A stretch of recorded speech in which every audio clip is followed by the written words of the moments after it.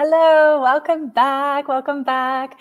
I am so excited for you to hear this presentation. We have the lovely Bethany White with us from Maths Australia. Hello, Bethany. Hi. So good to be here. Thank you for having me. No, I'm so happy to have you here.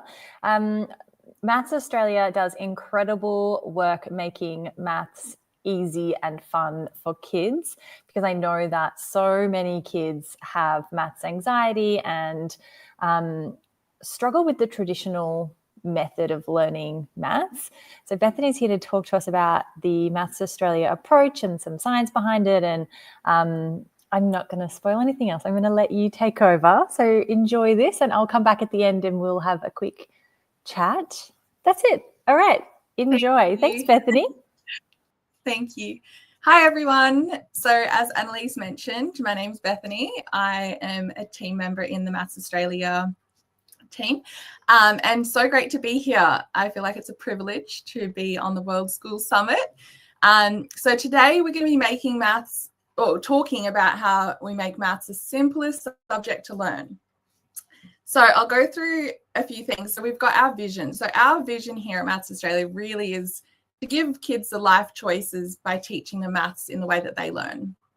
So how we do that, you might also ask as well, like, how is maths the simplest subject to learn? A lot of people associate maths with something quite difficult. I never got maths. So many things about maths that happen, or people have a perception or ideas as to what it is and how it works. So we want to actually shift everyone's perspective on that in Australia and around the world. And how we do that is we actually understand a few things first. So we believe maths is a language. If we look at things, so here as well, we've got the definition from the Encyclopedia Britannica. It explains that maths, or what a language is it's a system of conventional spoken, manual signed, or written symbols by means of which a human being can express themselves. So if we think about that in the terms of maths, we're going to go through it in a lot more depth soon. Maths is a language, and we hope at the end of it, if you've got questions, definitely feel free to reach out. As we go through here, for example, we look at different languages. So there's a lot of different words here. You might have seen, like, a lot of you, like, for example, we use English as our main language here in Australia, but if some of you can speak different languages, you might be able to understand what some of these symbols represent. And then for myself, for example, the CHIEN, Chien, I see that, but I don't know what it means. I don't know what it represents. I just see some words. And yes, I can see the English spelling, but everything else doesn't make sense. Squiggles on a piece of paper kind of thing. So what we see as these are language symbols, and these all mean something. So these symbols here represent something that is live. So they actually represent this puppy dog or dog. So all of these symbols represented here are for the word dog. So that's this puppy dog here. In English, it's D-O-G, and we look through it in this way. What a big thing is, though, is that abstract symbols have no inherent meaning until the meaning's shown and explained. So in English, for example, I'll just go back, I'll go between slides. D-O-G, like if I was learning English, D-O-G, like each of them on their own doesn't mean anything. They're just an alphabetic letter. However, when we bring it together, we're actually bringing something into life. We're bringing it alive. So what we want to do with maths, and should go through the progression of how maths is a language, is we're actually going to be looking at these. So if a lot of us have seen these symbols, there's others out there as well. 1, 2, 3, 4, 5, 6, 7, 8, 9, and 0, plus, minus, divide, and multiply. Biggest thing, though, is that if we put these in front of a student, what do they represent? Like, so we want to really, really support students in understanding very, very concretely, very, very simply, that these random symbols on a piece of paper or a whiteboard or here right now in front of your screens, they actually mean something. They represent something. They actually tell a story. So what we're going to do today is look through some slides. I'll give some examples, and then we'll go through that. So again, they don't mean anything until we actually show what's happening. So we're going to go into the part 2. First part was maths is a language, and which is really, really important. As to reason why we explain that is to start off why we teach in this way, because we believe maths is a language, and this is why we need to teach in this very sequential, very simple way. So we actually have a straightforward maths methodology. The simplest way that we have found to teach maths, we have been, Maths Australia has been around for the last 24 plus years, and we support students, educators, home educators, tutors, teachers, in regards to teaching maths very, very sequentially and concretely. So with this maths methodology, we want to first, for the student, identify where they're up to. So we want to determine, okay, things like what's their current understanding of maths? Where are they at now? I'll go into it a bit more as well. I've got some more slides. But after we identify, we really want to be able to say, okay, have they understood this concretely? Can they build it? Can they touch it? Can they feel it? Can they see it? From there, we then would say, okay, and a lot of you might have heard of the CRA or CPA approach, so concrete representational abstract or concrete pictorial abstract approach to teaching in literacy, numeracy, etc. So once we actually go to the representational side of things, we want to actually get the student to draw out what they've built very concretely. So we actually have manipulatives that support the concrete side of maths, so that actually get the blocks out and actually work through it very, very hands-on. Then they would draw out representationally what they've built. Then they would write out the abstract symbols. So those symbols we saw earlier, where it's like a 1, a 2, a 3, whatever number, like for example, an 8. I often love looking at the 8 because it's a circle on a circle, or it's an infinity sign. Like, it doesn't mean anything until we actually understand that that is 8 individual units that have been brought together to be an 8. So for example, 4 plus 4, 6 plus 2, 5 plus 3, they all are the same length and they equal 8. But once I get that, then I'm like, oh, okay, I've built it. I've drawn out my 8, what I've built, and then I'm writing out that symbol. I'm like, oh, okay. So to me, and a lot of students, so I actually use this program for me. My parents used this program for me when I was growing up.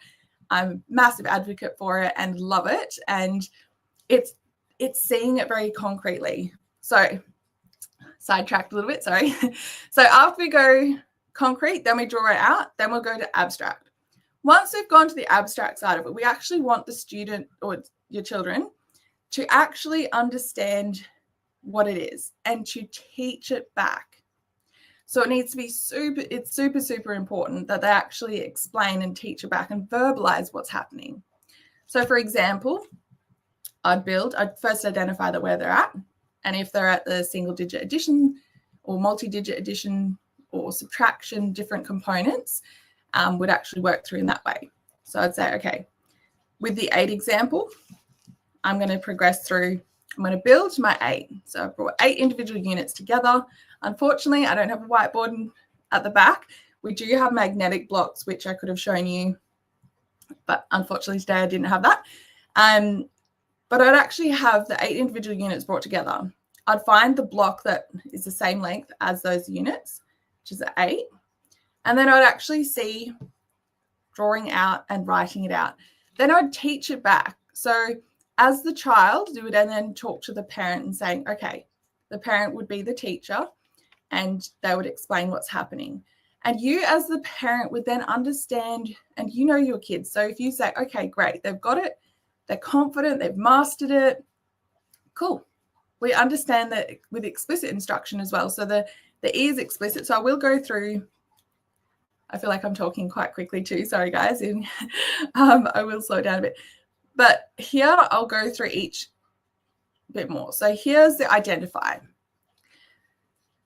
So as I was saying before, we got to identify where your child's understanding of maths is currently right now. So we have free placement tests that, whether you use the multisensory math program we provide or another maths program, it's a great resource to have to really see, okay, the PDF one I think is great, very diagnostic. You get to see exactly where the gaps are and where they're struggling in, and keeping an eye on as they're progressing through it, just observing how they do. Because do they use their fingers to count? Are they struggling with certain concepts and then they take a really long time?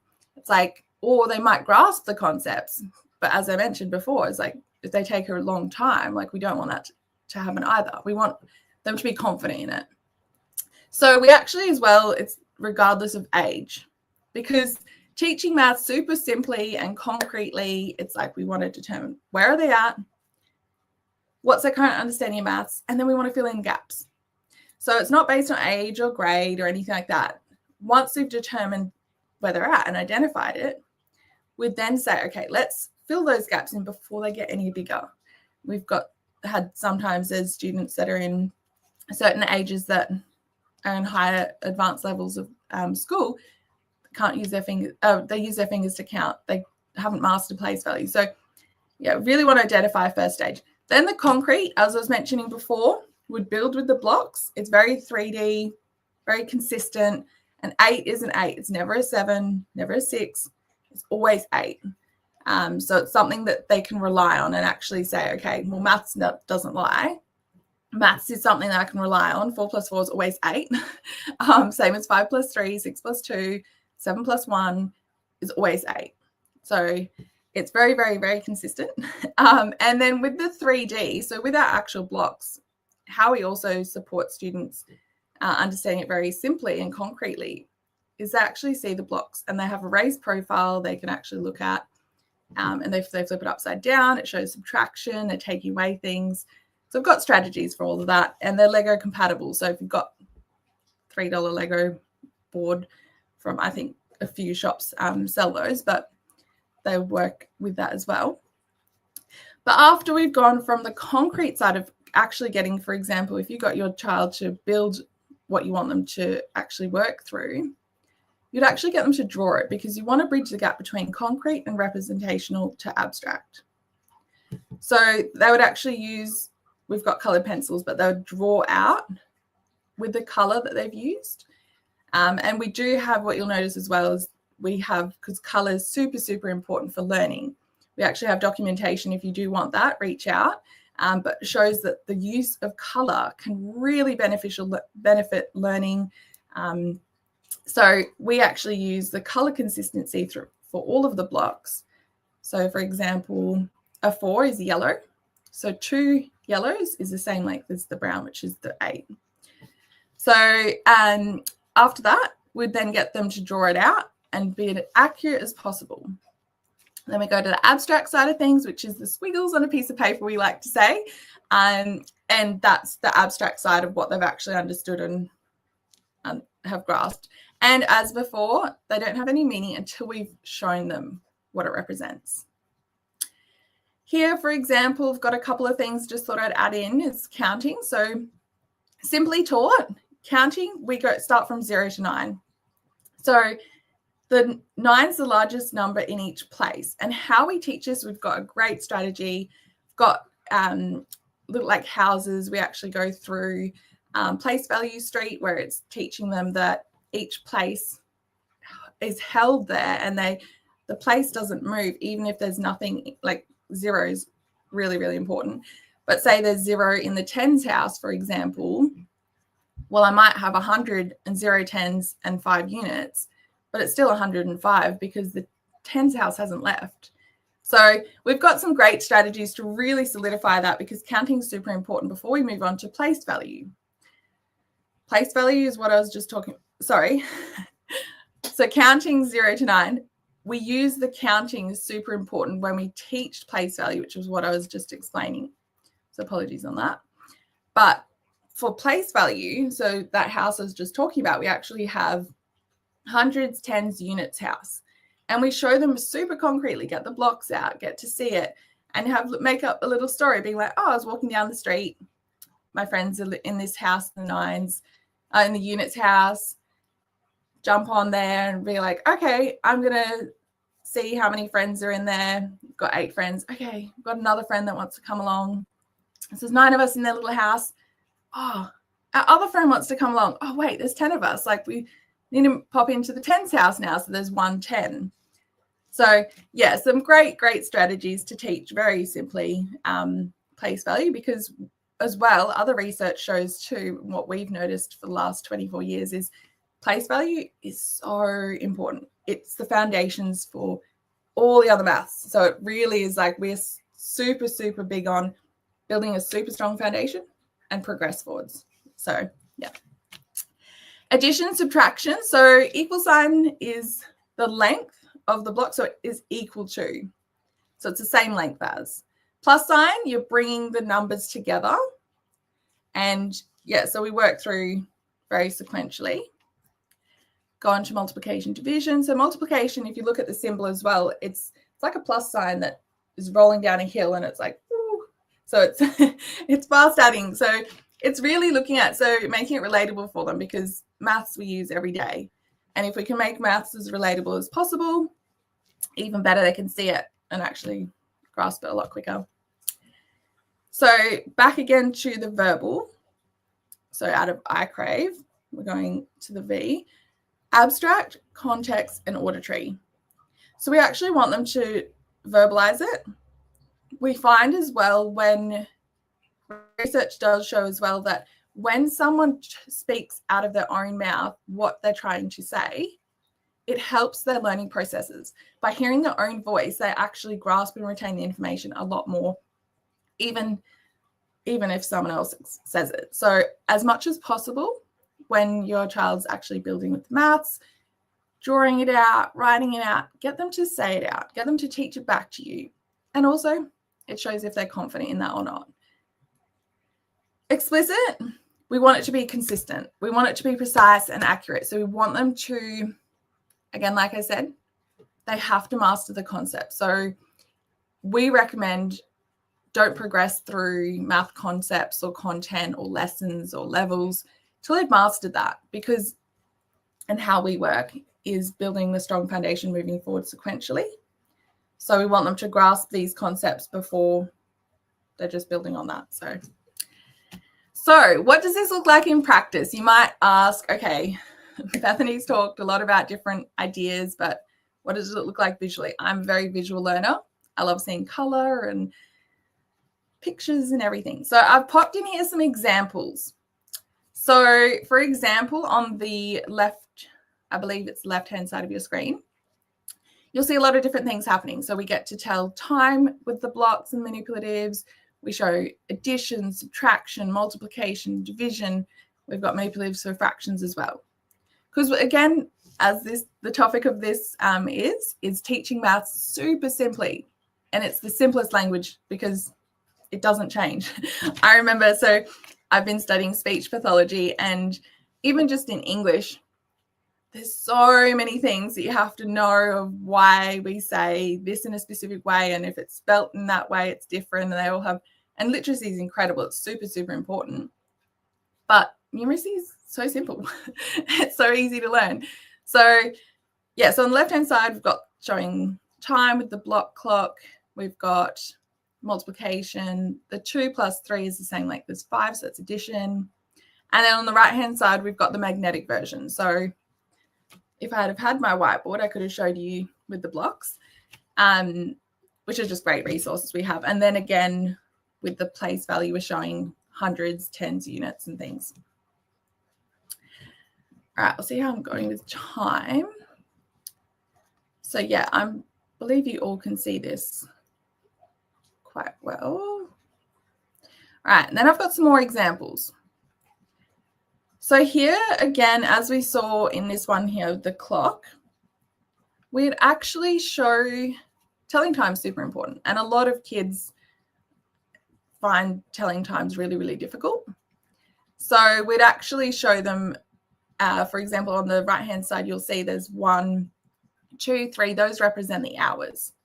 And then on the inside, the 5s, it represents the minutes. So for example, we generally would count 5, 10, 15, 20, 25, 30, etc. of telling time. As we on the left-hand side, you'll see is that we actually had the children moving the hours around to then teach back and explain what's happening. Because once they understand telling time super concretely, they can say, oh, okay, great. I can see it in my head. I know there's 3 hours and 25 minutes. They will know. So what you'd actually get your child to do if you're working with this is you'd have them get blocks in the middle and actually point them around to the parts of the clock of the time that you give them, or from the workbook or whatever. Again, very hands-on, very simple and straightforward, and we do a lot more in depth as to leading up to this point because telling time is very, very important. Here again, addition. So I have talked about all these concepts a little bit before. This is more of just showing you very visually, very, yeah, I guess, videos, pictures. So the equals is the same length as. So on the left-hand side, 2 plus 3 is the same length as 5. It could be 4 plus 1. It could be like whatever you're going to work with, 5 individual units. It's the same length as something. So we'd actually get students to see it concretely. Again, 9 plus 3 is 12. What we also find as well is, again, if you do want documentation that shows the benefits and the support of learning like with color, is that they start picking it up a lot quicker and they actually start mastering the concepts a lot more. Multiplication, it's so great. I love seeing these. Like, it makes it just so concrete. I'm a very hands-on learner as well myself. So for me, this has been incredible, and even just learning maths in this way. And also attending, we provide multisensory maths training as well, but it's actually seeing and hearing the results. I've supported the home educator side of Maths Australia for the last 4 or 5 years, and I'm very passionate about it. I love it. And we really, the amount of testimonials and people that have found it benefits their kids so much. So on the left-hand side of your screen, you can see the multiplication. So here with the example, we're showing that 2 squared is the same as 4 individual units. So you're actually seeing 2 across, 2 high. So you're actually showing we're building rectangles. In maths, we build rectangles. So they're actually seeing it super concretely, and they can flip it around. So for example, if they've got the 3 times 3, they've got 4 times 4. So if you do other things like 3 times 5, that's 15. But if you see 3 times 5, but you can also do 5 times 3. So the blocks click onto each other. So it actually get them, if you have 3 times 5, then they would do 5 times 3. So 5, 10, 15, and show like quite concretely what it is. And then on the right-hand side, we show, again, building rectangles. And you get to see super quickly, if you're doing multi-digit multiplication, you get to build it out the same structure of the one in the right-hand side. Fractions. So I love this part of it. A lot of people find either themselves or teaching their kids fractions can be quite overwhelming or a lot. So here, for example, we use the manipulatives that we've created that align to the same colors of the blocks, because we want them to understand, for example, it's a third. So it's 1 of 3. That's your 3 colors. So the 3 blocks, I'll go back here a bit. So there's the 3. So the 3 is light pink. Here, a third. So for example, if you're working with your fractions, you're saying, okay, I want 1 out of 3. So you've got your 1, 3, you divide it into 3 parts and you want 1. That is the same. Here, for example, it will show a third is the same as 2 6, 3 9ths, 4 12ths. Like you will see it with the overlays.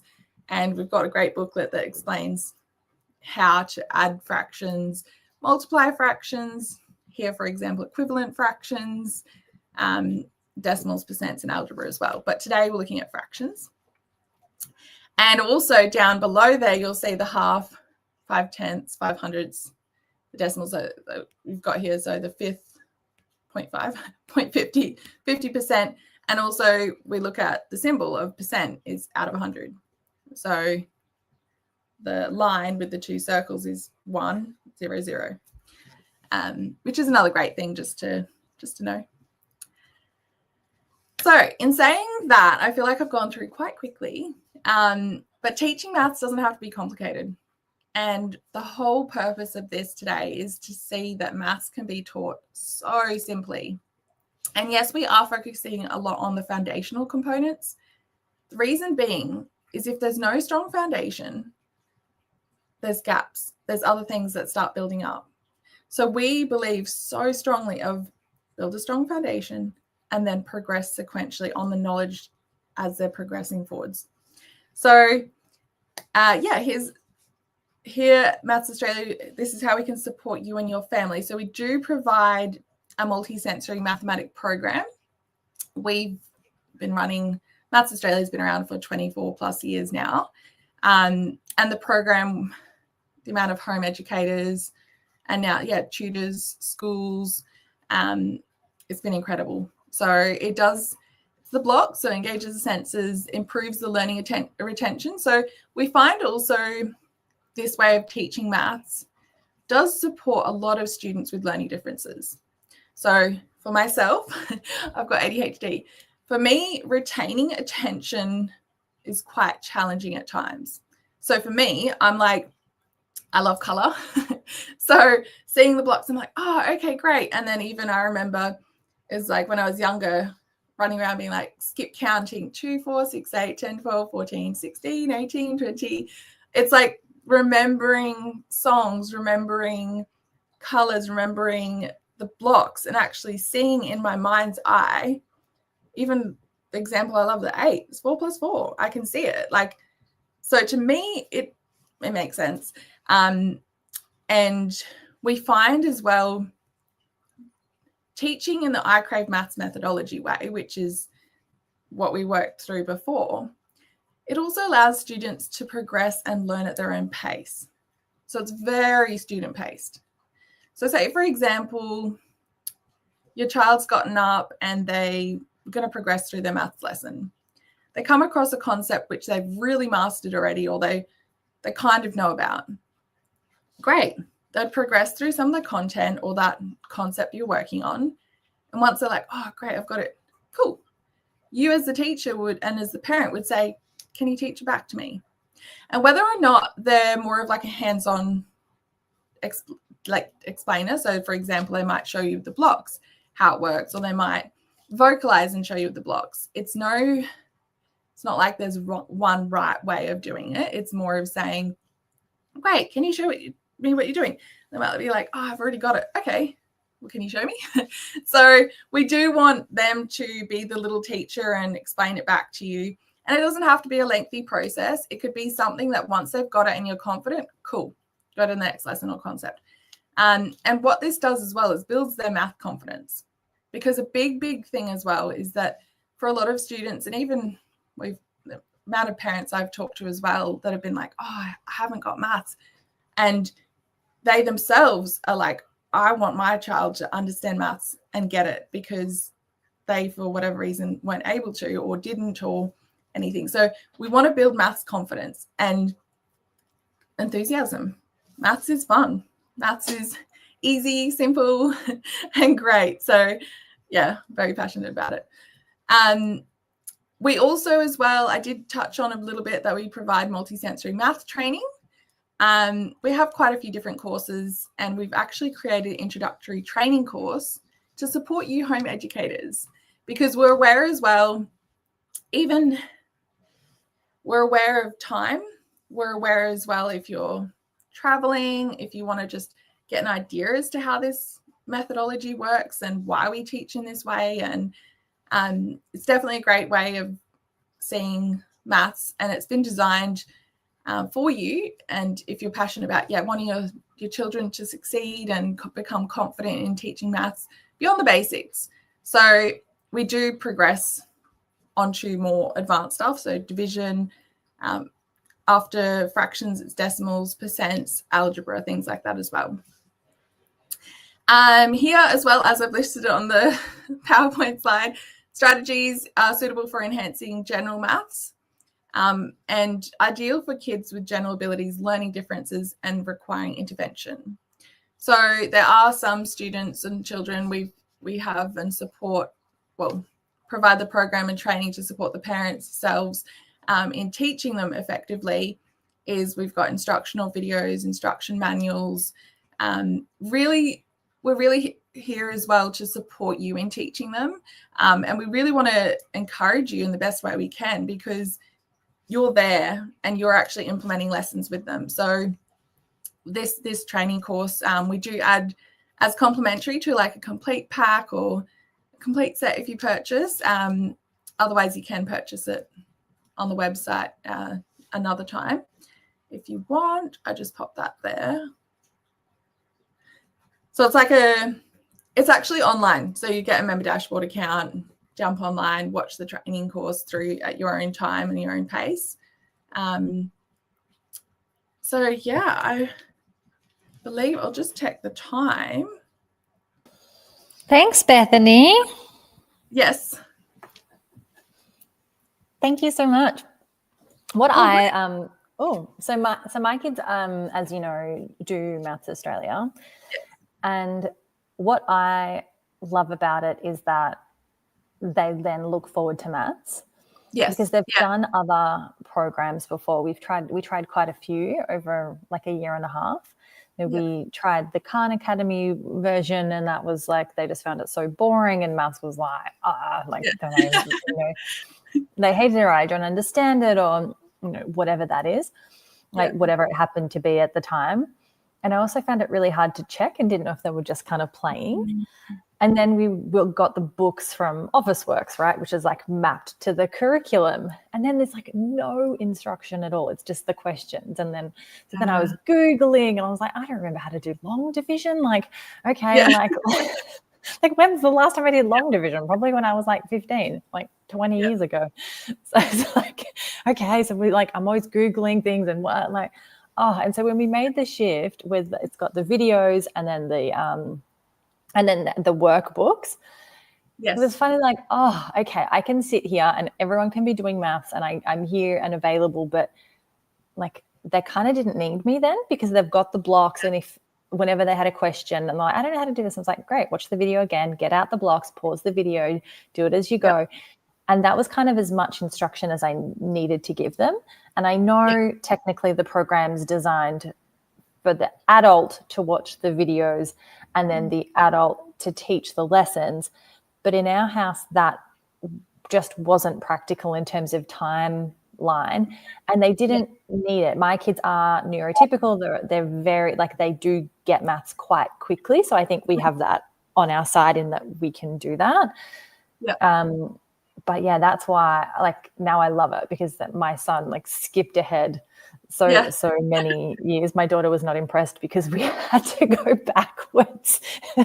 She was in grade 5 officially, but doing like grade 3 maths because the other programs had left gaps. And that's what I also love about this, is that it's mastery based. And so it became really obvious in the test that she had some gaps to fill.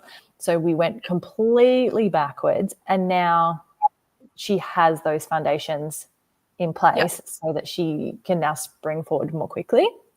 That's awesome. Yeah, so you go. Yeah, sorry. Oh, no, yeah, definitely. It's like determining, like with the placement test, to see where she's at and then move through it. For example, with your son, if he's grasping the concepts, he can go at his pace. And then, if they're watching the videos and if they're grasping that content, and then you can come back and check and be like, okay, how are they progressing through it? Can they teach it back? Okay, great. Let's keep going.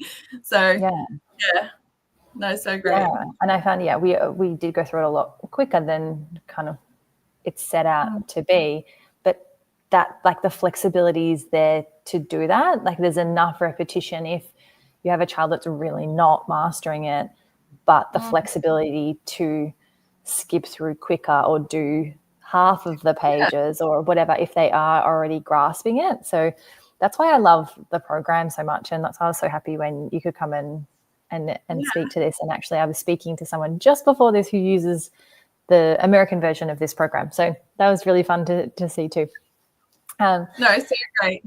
Yeah, thank you. Yeah. Thanks for having me today. It's been so great talking, and I do feel like I might have talked quite quickly, but it is really just bringing it back to the foundations and making it super simple and easy to teach. So yeah, definitely. And reach out if you have any questions. There are longer webinars and things that Esther, the founder and CEO of Maths Australia, has done. If you really want to dive in deep, if you felt like this was too surface, like this is just 30 minutes out of like all of how to teach a child math. So this is really just to show you the basics of like there is an easier way. Because I know a lot of parents like me have like tried so many different maths programs, and it's like, oh, we're just going to struggle with this because it's one of the like English and maths, right? That's what we kind of have to have some sort of book work for. Everything else is so much easier to incorporate in a traveling lifestyle or just like around the house. You can't like, yes, maths with cooking and measuring and stuff, but as you progress more, if your child is keen on doing something science or STEM related, you really have to have a curriculum of some sort. And so, thank you so much again for making this available, for giving us a little like peek inside the window into this. And please get in touch with Bethany. I know Bethany's happy to jump on the call, on the phone with people and talk through things. And there's lots on the website around samples. And maybe just get your child to do the free assessment, because then, like me, you might be actually really surprised. Like my daughter was getting good marks in maths at her level, like her marks said that she was a year and a half above where she was meant to be. But actually, when we did her test, there was foundational stuff that wasn't done. And so that might be a surprise too. So just maybe do the assessment, see where your kids are at, and then you can make a decision from there about, what might be the next best option, or at least then you'll know, because I didn't know. She was more like a year and a half behind than a year and a half ahead in terms of mastery. So that's all. I know you have to run, so thank you very much again. Any questions, pop them in the chat, like in the comments. Bethany will get to them, or I will get to them, and we'll get your questions answered. So thank you very much, Bethany, and we'll talk to you soon. Bye, everyone. Bye.